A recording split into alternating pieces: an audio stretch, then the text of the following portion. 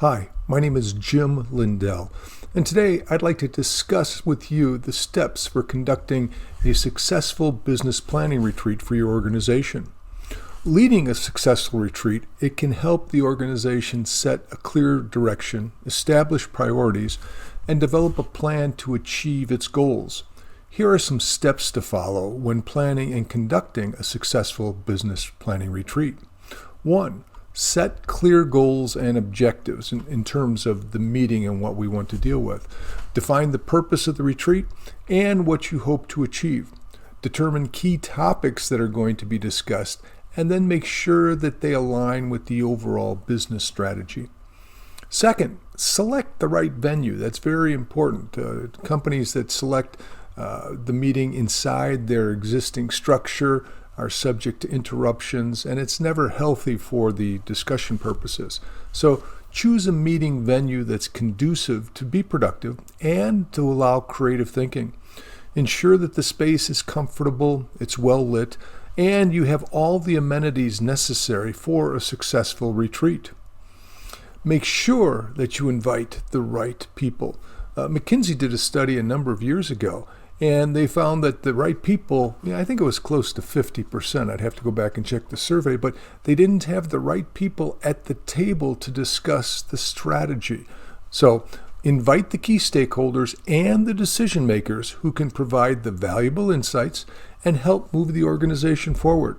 Ensure that we have a mixture of perspectives, including internal and external stakeholders.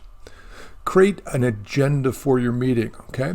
Make it clear, make it comprehensive, and include things for break times, time for people to go check their email, and in addition, social activities, because many times this is the key group that also must bond together to make sure that everybody's on the same page, okay? 5, assign roles and responsibilities to people to make sure that the retreat runs smoothly. Have a facilitator who can guide the discussions and keep the group on track. And we'll talk a little bit more about that at the end of this discussion. 6, make sure we have the materials and resources that we're going to need. Agendas, handouts, writing materials, flip charts, projectors that people can attach their computer to, and we can process stuff up on the wall. And make sure that any technology that we have is working and it's accessible to everybody that's there. Create the ground rules for the way that people are going to interact with one another. Okay? How do we respect everyone's opinions? How do we not interrupt other people? And how do we stay focused on the agenda? And that's one of the reasons why it's so important to have a decent facilitator that's out there. Encourage participation and collaboration, and make sure that the participants foster a sense of teamwork and they have the ability to generate new ideas. Okay? Create an action plan once we're finished, and that will have specific goals, timelines, and actions that must be accomplished with milestones. And this will be a way that we can go back and monitor how successful that we are. Also make sure that people are assigned the responsibilities for each of the action items. Finally, follow up after the retreat to ensure that the action items are being implemented and progress is being made. We must have a monitoring component to our strategic planning process. Now, prior to starting a retreat, you may want to think about handing out some pre-planning homework so people can start getting ready for the retreat and look at key areas that they can be involved with. It also makes sure that people are prepared for the retreat and they're ready to engage. Some examples of homework that we could do. 1, a little research. Ask the attendees to research critical topics related to the retreat's goals and objectives. This can include things like understanding market trends, establishing industry insights, and finding best practices from other organizations as well. We could ask the people to do a SWOT analysis, and this is the strengths, weaknesses, opportunities, and threats of our organization prior to getting together, that then we can compile all that and share common ideas. It also might be intriguing to do a SWOT analysis of several of our key competitors, trying to find out where we are different from them. Consider handing out a survey gather feedback and input from the attendees on the topics that you're going to discuss. And then the use of this survey might be a way that we can find our key priorities and make sure that everyone is heard.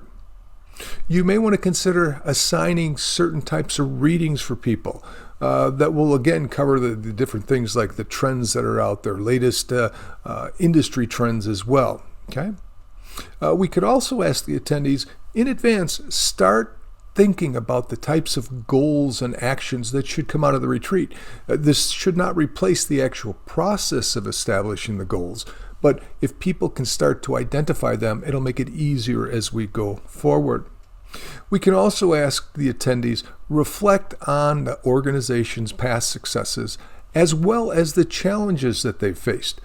This way we can use those learnings to help us as we put together the plan for next year, or identifying just simple things as improvements and things that we would like to change. This is one of the best ways that we can make sure that the attendees are ready when we get together. And finally, should we have an outside facilitator? Organizations that have never done the strategic planning, they first believe, well, we can do this all in an hour and we can take care of it ourselves. That's a big mistake. When we don't have someone who is trained to help people through the discussion items, it usually denigrates from a strategic discussion to a tactical discussion. And then during the middle of the meeting, someone says, oh yeah, we got such a problem with this one vendor, we need to do this, this, and this. And we quickly go to tactics as opposed to strategy. Okay? An outside facilitator hopefully will bring an objective perspective to the discussions. They shouldn't be influenced by any of the organization's internal politics or biases, and that would help them focus on the organization's best interests. They should have experience in leading planning sessions. This is not a time for someone to be learning on your organization. And in that way, they can bring insights from other discussions. When there's been conflict that's there or teams get bogged down, the facilitator usually can bring them through those areas. An outside facilitator also helps the group focus on the agenda and goals of the planning session and can help people when they get stuck. They can make sure that the discussions are productive and that the group stays on track. Neutrality. An outside facilitator, neutral, no stake in the organization's outcomes. And this is very helpful when conflicts arise. And lastly, an outside facilitator can help the planning process be more efficient and make sure that the time is used effectively. They're able to identify different areas where the group is stuck and offer tools and techniques to move discussions forward. My name is Jim Lindell. Please call me if your organization needs a practical, humorous business speaker, a strategic facilitator, or executive coach. Thanks for spending your time with me.